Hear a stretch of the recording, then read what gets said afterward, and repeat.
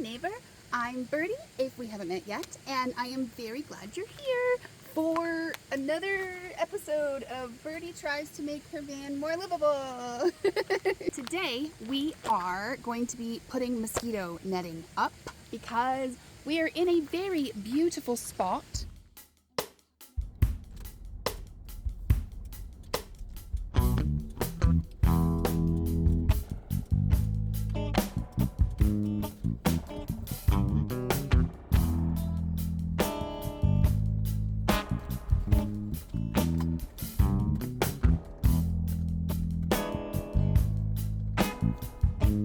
This is where Overlander brought me.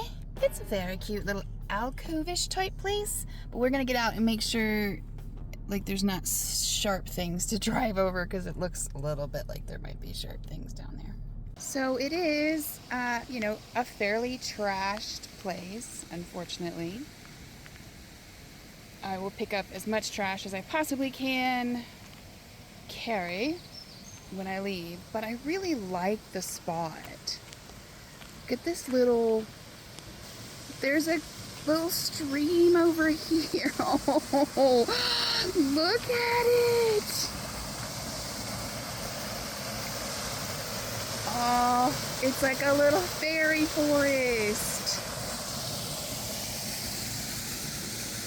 Absolutely cute, beautiful. There's some bee. I'm not sure if it's a skinny stinger or a fat stinger, so we're gonna move away a little bit until we assess that situation. As you can see, there are just tons and tons of bugs, but that's the life. I don't mind most bugs. In fact, I like most of them. Anyway, it is just gorgeous, and there's cell service. So you know what? I think we're gonna make this home for a week.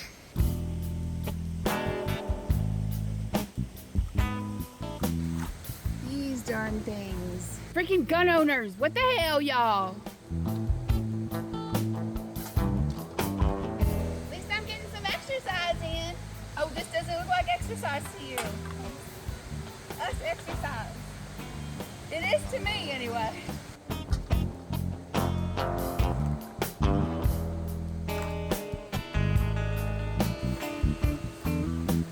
Just so much. It's just so much. But man, it already looks so much better. So much better. But there's lots of bugs here, and you know what? It's summer. We're just gonna be having bugs. And also, I feel like because it's dark, it might help keep the van cooler. So that is our plan for today, Stan. We're just gonna go door by door and see how it goes. All right, I think what I'm gonna do is just like magnet it up the way that I want it and then cut it out like once it's up. I think that'll be easier than measuring and everything, because who measures anything these days? One of the things that is going to dictate how I do this is that I obviously want to be able to keep my doors open pretty much all day. It's just much cooler, airflow, all of that. And also then it's like you're being outside even when you're inside. And I like that. I think I'm going to put the mosquito netting on the inside. We're going to see how it works anyway. As for the magnets I'm going to use, these are some very heavy duty. These aren't the most heavy duty that I have, but they're pretty heavy duty. Somebody gave me a trick that if I cover it in tape before I put it on, it'll A, make it easier to get off the van when I'm ready to, and B, it will not like scratch the paint. So that's what we're going to do first, is put some tape around these guys. It was suggested to use duct tape, which I think probably would be better because I dropped them in the ground, so there's dirt everywhere. Anyway, I think that the duct tape probably would be better, but I don't have any duct tape, so we're gonna do what we do with what we do. We're gonna do what we do with what we got to do, So I'm taking that tip and we want to see how it works. Let me go ahead and get all these little pieces covered in tape. Oddly, I'm finding that having them taped makes them actually more difficult to get unstuck from each other. I don't think I can get... I might have to figure something out because these two, I think, are basically married now. So for now, I'm just gonna start pinning it up. I'm just trying to figure out how much of it I need right now. The tape definitely makes it easier to get it off of this metal. It's just once they become married, they do not want to divorce. Okay, now that I have it sort of up there the way that I want it, I'm just gonna cut around it. If I knew where my scissors were, I would anyway. I just had them. Oh, there they are. Oh, they're behind the screen. We're gonna sneak in there. Got them. Can't keep a good woman down. I don't know if you can see, there's a little guy in there that's trapped. Sorry, dude. I'll let you out in just a minute. Now it should, when I close it, like that, now there should be no way for the buggies to get in. I did underestimate how many magnets I'm going to need in order to actually secure the whole thing, but I think these ones are like super high powered magnets, and I think these are good for like the main basic like structure of it, but I think I can just get some like cheap ones that don't have to necessarily be quite as strong to like fill in the little edges, but that'll have to work for now. And I am gonna have to move on to these magnets, which are hella strong, maybe too strong. Let's see. I mean, I got it off of each other anyway. Let me get these taped up. Well, my neurodivergent friends will understand this. The rest of you guys may be like, what? That was nothing. I am done. I'm done. I'm done. I'm done as much as I can do right now, so we're gonna have to finish some more later. It's hot and I'm run out of mental power. And this, my good buddies, is what they call an ADHD tax. It's the price you pay for the things that you cannot do. And even though I am just sitting here begging myself, like, okay, you've rested, get up, do some more of the screens, I cannot. I want to so bad. It'll be cooler in here. I won't have the bugs. It's not that hard to do. Why can't I make myself get up and do it? I don't understand. Instead, I just sit here and look at the bugs that come in my house because I cannot make myself stop them. Okay, I'm paying my tax for the day. Cha-ching.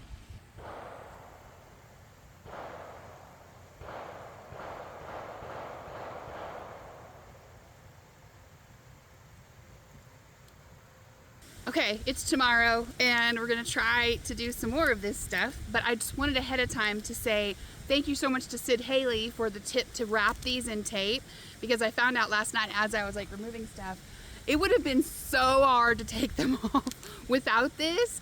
And one tip is to make sure that you make this tab part, the pulley part, as long as you can. You get more leverage that way. I have some that I made the tabs too small and it's harder, so I'm gonna have to redo them. And I'm actually going to redo them in duct tape when I get back into the city, because I think duct tape, you know, will be much stronger, a little more padded, because I did end up scratching the van. I don't really care about that, but if you care about that, you're gonna probably wanna use duct tape. But anyway, make sure you get a lot of, you know, make yourself a big tag.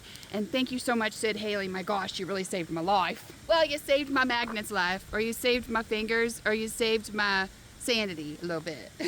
So I'm gonna start working on this door next. There's a part of me that just wants to like move around to the other side, because this one's gonna be kind of complicated, because I want to put like a slit down the middle that I can easily get in. For now, it's just gonna have to be a slit. When I get back into town and I can get some like little craft magnets or something, I'll end up, you know, like hot gluing or something, a strip with magnets, you know, like a strip of tape, and then hide some magnets in there so that when I open the slit, I can get back, you know, I can easily close it back up. I don't have that right now. Anyway, the point is, like, there's a big part of me that wants to just move around to the other sides because this one's more complicated. But the bigger part of me is like, but you did that one, and so that means that one's next.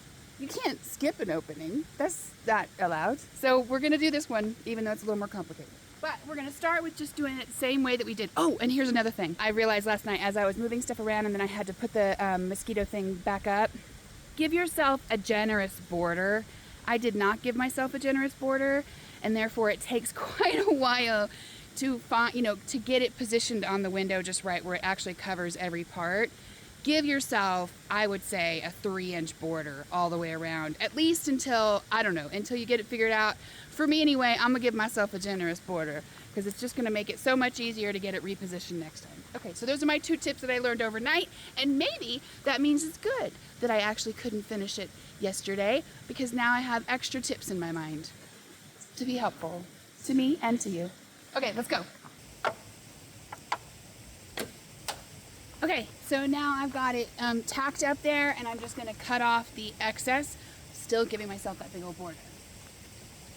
Of course, I left the scissors, you know, inside, so let me get in there. Oh, it's good. I'm definitely not getting straight cuts here, but if you're looking for precision, you on the wrong channel. I just gotta let you know. honestly, this isn't even a tutorial. The tutorial you can find on Bob Wells' channel. I'm sure if you just search like mosquito netting or mosquito proof your van or something like that, you can find it. I'll try and find the link and put it down below so you can watch Bob Wells' tutorial, because he actually does like a official tutorial.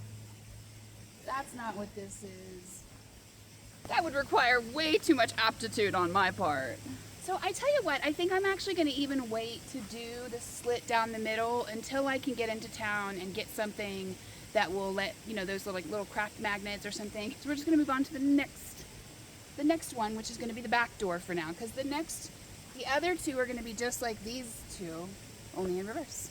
Okay, so this is kind of the same deal where I'm going to want to eventually have a slit down the middle because I get into my kitchen a lot, obviously.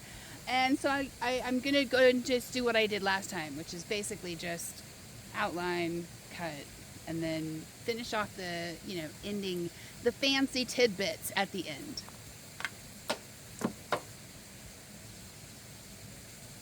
No, Johnny.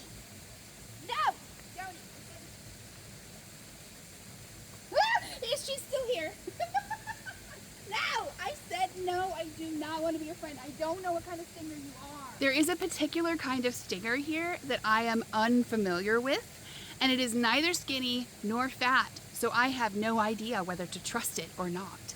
It looks like a fat yellow jacket, so I don't trust it. And there's been this one that just keeps all morning and then will like follow me around. I'll just keep walking, trying to walk away from it, trying to forget the problem exists. It just keeps pestering me, like my brain. So I've named it Joni after a person that I had not such a great experience with in high school.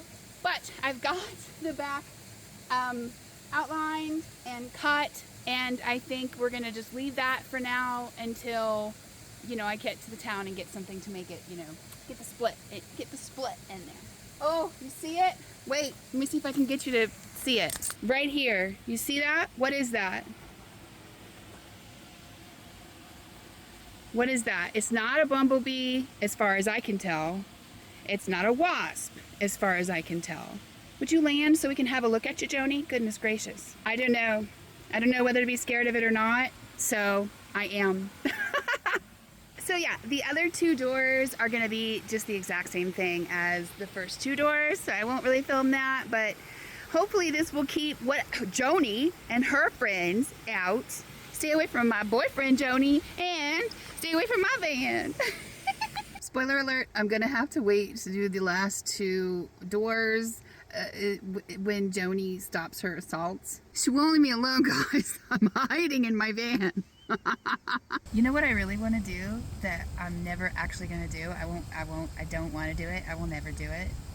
Roller skating. I grew up when the roller skating thing was at, I think, its peak. Well, maybe not its peak, but like the end of its peak perhaps. And I remember the feeling of like how good it felt when you got into the groove of it, and like the music was going and you were the wind and all of that. So like I miss it so much, and I watch like YouTube shorts. There's this guy on there that does this like cool roller skating stuff, and so I want to go roller skating, but I am now a 50-year-old woman, quite hefty, quite out of shape, and I have hurt my ankles so many times now, either through severe sprains that literally took like over a year to heal, or severe breaks where like the doctor tells me if I break this ankle again, it's probably gonna have to be like, you know, whatever they do when they won't let it do that anymore, bend. So I can't, I won't, I will not, I'll never go roller skating again. But that doesn't stop me from wanting to go roller skating. And there's this part of me that's like, you could probably go roller skating. I mean, what's gonna happen? You're more likely to break a wrist. You haven't broken your wrist yet. You're probably okay if you break a wrist. Do any of you go roller skating? Any of you guys over, like, let's say over 40, do you go roller skating? And if you do, are you big or little? Because that counts, because center of gravity, and the bigger they are, the harder they fall kind of stuff. I don't see big old people in these roller in these roller skating videos. So I don't think we do it. And so I want to do it, and there's this part of me that's like, maybe you should do it, but then I'm not ever going to do it. I'm definitely not ever going to do it.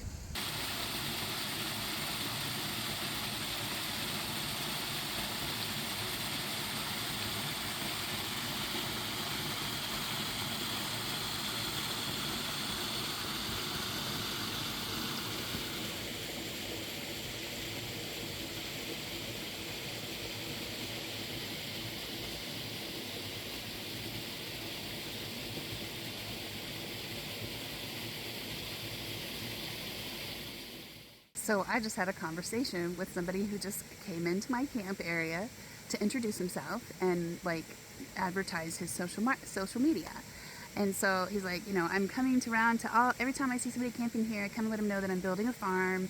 And it's so cool at first, like, oh wow, it's really neat what he's talking about. He's like building a farm, and they're like, you know, inviting campers to come there, and they're like having barbecues and stuff, and like, would you want to come? And you know, and follow me on social media. So he's talking about how he, like, you know, he's trying to help people, and he'll, like, you know, he's given like a place to sleep to homeless people and stuff. And like at first I'm like, oh my gosh, this guy's so cool. He's like this, you know, mid-20s white guy who, you know, I was assuming was one of the good guys. So I exchanged social media with him, and then like right after I told him how he could find me, I'm hoping he doesn't remember, frankly, right after I tell him that, he goes, you know, and there was this time where I had this stereotype, you know, idea in my mind of black people, and then I picked up this black guy, and I really thought he was about to talk about how this you know, experience with this black guy had proven to him that the stereotypes were not real, and that he was, you know, I really thought it was going to be a heartwarming story. No, he says this guy proved the stereotype right, so it just proves that all black people are lazy because this guy was super lazy. Now I'm insta-mad, right? Insta-mad. That just pisses me off when people think their experience is all of experience. And they think that if it happened to them, that must mean it happens to everybody. And if this one person that they had an interaction with, or even these 20 people that he had an interaction with, which was only the one, but even if it had been 20 in a row, let's say, that then you just assume that means it applies to all the black people in all the world. And so I'm like, what are you talking about? Some of the biggest innovations that have ever happened, some of the biggest achievements that the human race has had came from black people. Like, what are you talking about? I don't even understand what you're talking about, sir. And then he goes, no, actually, most of the innovations, if you look at what most of the innovations and inventions and cool things that America or that humans have done, it's been men, either gay or straight men. So I'm like, okay, so you're misogynist too. So you're a racist misogynist. Why did you come into my camp? And of course, I probably shouldn't have done that because, like, am I safe here now? I don't even know if I'm safe here now and whether I should leave, because did I piss this guy off by telling him? But like, I was mad. I was mad. And when I'm mad, I have a hard time. Well, anytime I have a hard time filtering myself. I told him, like, he just proved a stereotype of himself. Like, the stereotype of young white men is that they're racist and misogynist. And I had totally not believed that when he walked up. Like, when I first saw him walking up, I was like, who is this guy coming into my camp? And I was a little bit nervous about it, I'm not gonna lie. But that's just a part of, you know, being out in the wilderness, right? But once he started talking, I was immediately like, oh my God, this guy's so cool. And so even though, yes, there's a stereotype about that guy, but I certainly did not put that stereotype on him. I let his actions speak for himself. It didn't speak well for him. So should I say that his actions have proven the stereotype? All white men, especially young white men and old white men, or white women, shit, we're just as guilty, let's get real. You're probably racist. Should I just assume that? I'm not going to assume that, because I know that that's simply not true. But he didn't understand that. Like, when I tried to say, like, right now you're proving a stereotype, and then I could take that and say, okay, it means it's true. And he's like, no, like, he didn't get, like, how it was the same situation, you know what I mean? I argued with him for about 5 minutes, just really trying to get him to leave. I'm like, I'm just trying to have a little camping time out here. I'm just trying to chill by a little waterfall. You probably hear the waterfall. So I told him, like, I don't want to continue this conversation because I don't agree with anything you're saying, and it's upsetting me. So finally, he left. But, y'all, you can't even escape that kind of bullshit out here in the middle of the redwoods. I'm just out here in the middle of my little camping spot, So pretty and peaceful. And then some racist, misogynistic dude shows up wanting me to follow him on Instagram. Anyway, friends, I just had to vent. Thanks for being there for me, man.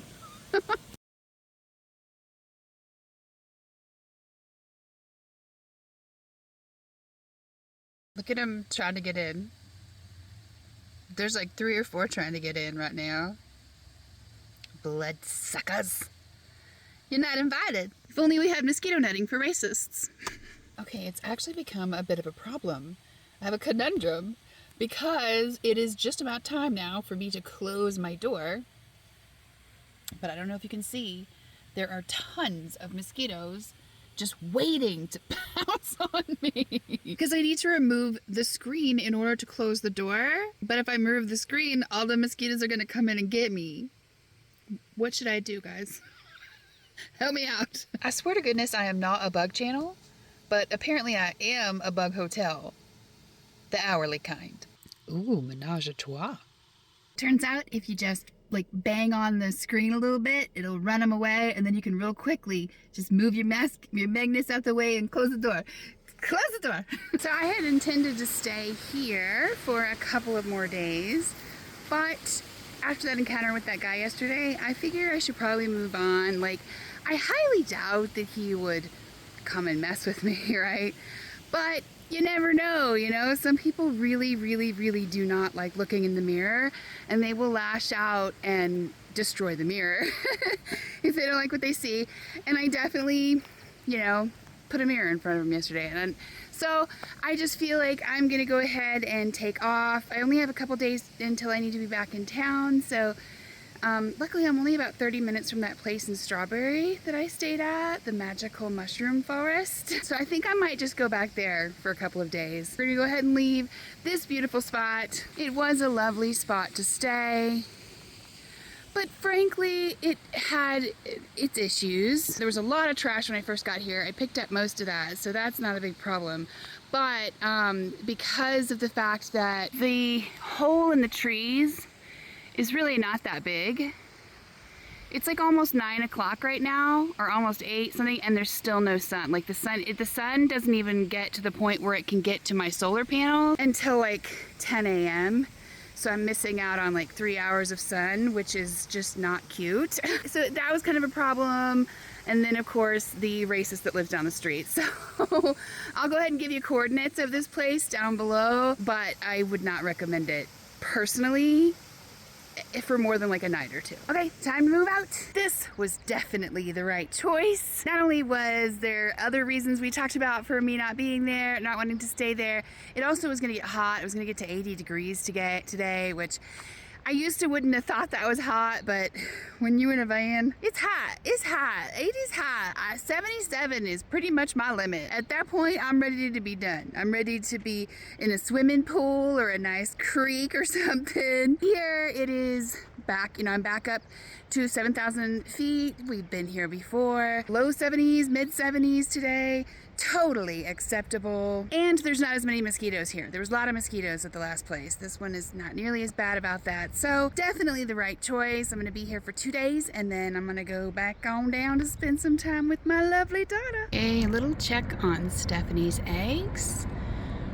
It's been a couple of weeks, and from what I can tell, most spider eggs hatch within about 2 to 3 weeks. This guy looks like it's still cooking, or it may be dead. We don't know. It may be that, you know, all the driving and all of that, the wind and whatnot, has destroyed the baby eggs. I don't know. I'm sorry, Stephanie. I tried to take care of your babies, but maybe you should have stuck around. I sure did try to tell her she was making a mistake, but you know how a lot of us can be like in the middle of making one of the worst mistakes of our lives.